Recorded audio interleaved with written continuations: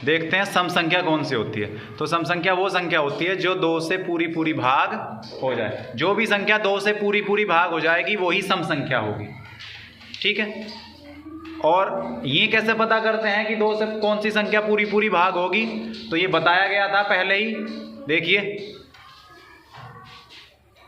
2 से कैसे पता करते हैं कि कौन सी संख्या 2 से पूरी पूरी भाग होगी? तो जिस भी संख्या के आखिरी में 0, 2, 4, 6, 8 होगा वो संख्या 2 से पूरी पूरी भाग हो जाएगी।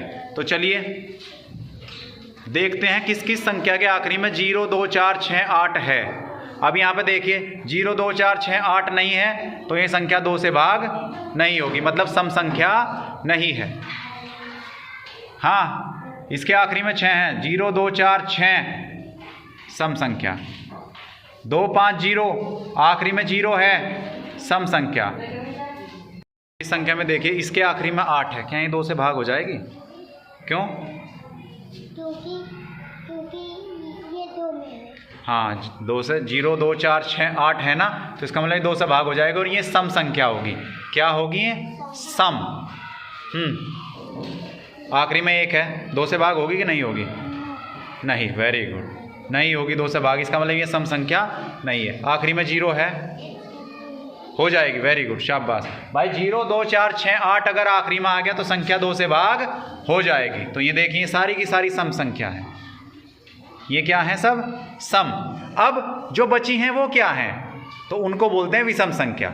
उनको बोलते हैं विषम, जो संख्या 2 से भाग ना हो।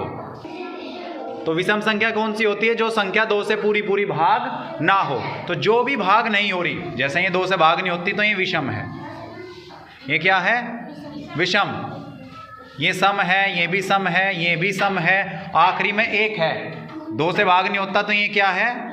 विषम। तो ध्यान से देखिए, जो भी संख्या 2 से भाग हुई वो सम, जो 2 से भाग नहीं हुई वो विषम। और पहचानेंगे कैसे? 0, 2, 4, 6, 8 जिसके भी आखिरी में 0, 2, 4, 6, 8 हुआ वो संख्या 2 से पूरी पूरी भाग हो जाएगी और वो सम संख्या कहलाएगी।